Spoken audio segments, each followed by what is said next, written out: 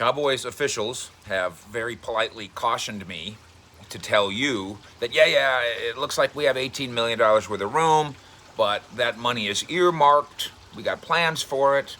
We've discussed before, this much for the draft, that much for a slush fund. Okay, but we're still going to have some fun with it.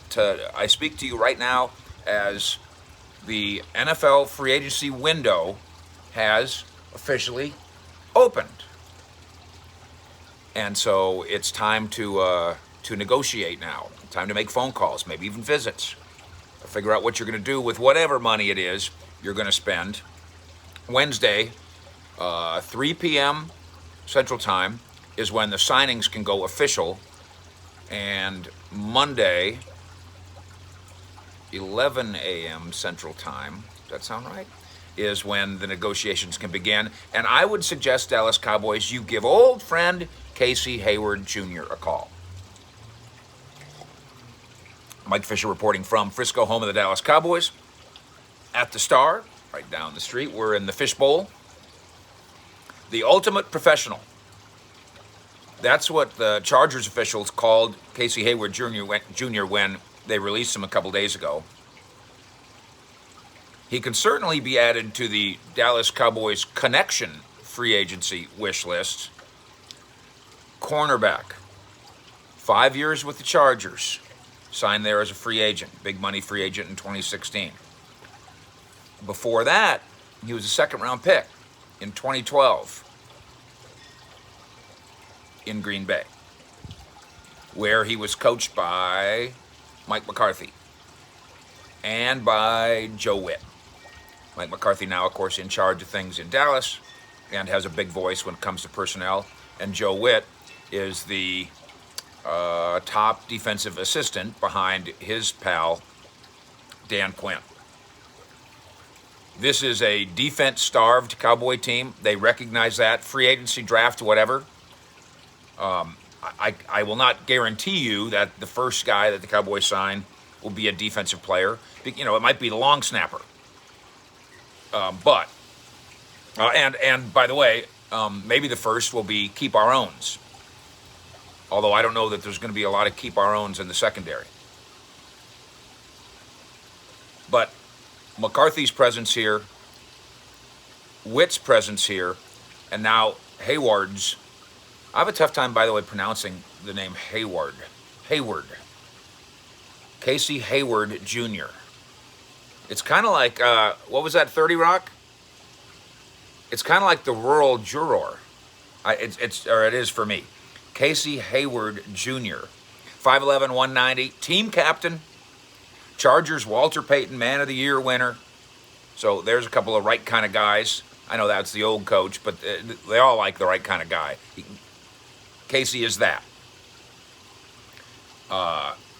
He put on social media, thank you, Chargers. Too bad we couldn't have, I wish we could have accomplished more together. Classy. Chargers put something on social media about how they hate to lose him. Classy. The general manager is the guy who did the announcement. He's the ultimate professional. Iron Man. He missed a game in 2020, and that snapped his streak of 107 straight games. Wow. Ball hawk. Something that the Cowboys desperately need at cornerback. Not just a guy who can cover, not just a guy who shows up, not just length, not just intercept a pass.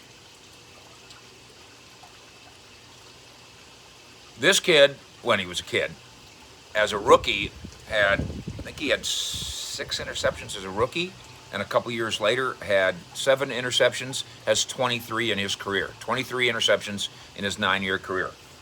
Now, we know that Dallas is also looking at safety, and we know that Dallas needs a defensive tackle somewhere. I think they do. The Gerald McCoy idea lingers on. We know they like pass rushers, and what's going to happen with Aldon Smith, that's on the list too. They're all on the list. And there's questions at linebacker. Questions. They might have answers, but they certainly have questions. They are prepared for change in the secondary. We know that. Trayvon Diggs, top of the depth chart. Good there. Not great yet. Good. Our friend of the show, Anthony Brown, under contract. Good. Cheeto Awuzie, bound for free agency. I assume his phone is ringing today. Maybe by the Cowboys. It's weird that Cheeto's just 25, and we kind of already look at him like, well, that's what he is. He is what he is. And one of the things, by the way, that we've pointed out here, and I say this gently because we like Cheeto, I do think the Cowboys were a little disappointed at how slowly he came back from being dinged up. Say it gently. Jordan Lewis, bound for free agency. His phone can be ringing today. The Jordan Lewis is not big. He plays, again, he plays with guts.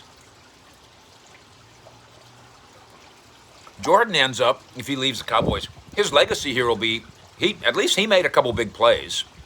A couple. Sometimes it seemed like he was making more big plays previous to Donovan Wilson getting some snaps. More big plays than all the rest of the guys put together.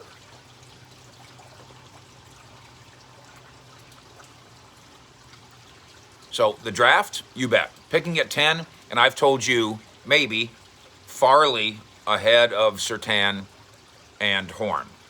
We'll see. But even if you signed Hayward, you'd still draft Farley. That wouldn't prevent you from drafting a guy if you thought he was the best cornerback in the draft. And Dallas might be sitting there at 10 with an opportunity to get the best cornerback in the draft. Get them both. Go get Hayward and go get Farley. And we've had a lot of discussions here about cornerback versus offensive lineman. Again, if you've got the guy who's going to be a transcendent offensive lineman, I don't have a problem with that either. If you could find another Zach Martin, another Tyron, I wouldn't argue against that. I don't think you would either. They got to fix this defense. And they got to fix the cornerback spot. And they got to get better. And Hayward is better. Better than Cheeto. Better than Jordan Lewis. He's 31. So I recognize that Chargers people, I mean, they are letting him go. You know, if he was still an All-Pro, he made second-team All-Pro a couple of years ago and has been a two-time Pro Bowler. I recognize that if he was still the man, they wouldn't have released him. They would have found a way to keep him. They saved $9 million by doing this. So have his coverage skills declined? I'm going to say yes at 31. Surely not the player he was. The Pro Bowl 2016 and 2017. But assuming he does not come with a top shelf price tag, because again, Cowboys have stuff earmarked. They're not going to be, I don't think, first day, big money, free agent shoppers. If they are, you will be the third to know. I'll be first, my wife will be second, and you'll be third, and we'll talk about it right here. And, of course, cover it as well on CowboysSI.com. You can also find me this afternoon, 3:20 with G-Bag Nation on 105.3 The Fan, as is the case every day, the Cowboy station. Hayward is worth looking into here for the Cowboys. Maybe not the player he was, but still a better player than the Cowboys have had. One to watch, I say. He is a classy guy, and he's a McCarthy-Witt guy. There's a lot of talk, a lot of people writing about the culture, changing the culture of the locker room. Get Dak Prescott back in the locker room, and that'll do a lot to better the culture. Here's the problem with it. And we're going to talk about this more over the course of the coming days. Because yes, as a coaching staff, you're looking to add leaders and class and all the rest. What if the culture leaders of the present Cowboy locker room are reading the Dallas Morning News going, what are you talking about? Our culture is great. We're a band of brothers. I'm a great leader. I'm all for the culture. What are you talking about? So I get what, I agree with what the morning news has written about it, and I've talked about it too.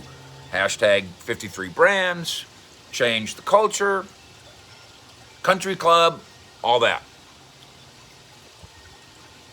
But do the leaders of the team recognize, do the leaders of the culture recognize that the culture need to be changed? We'll talk about that as we go, and we'll keep you posted on Casey Hayward Jr.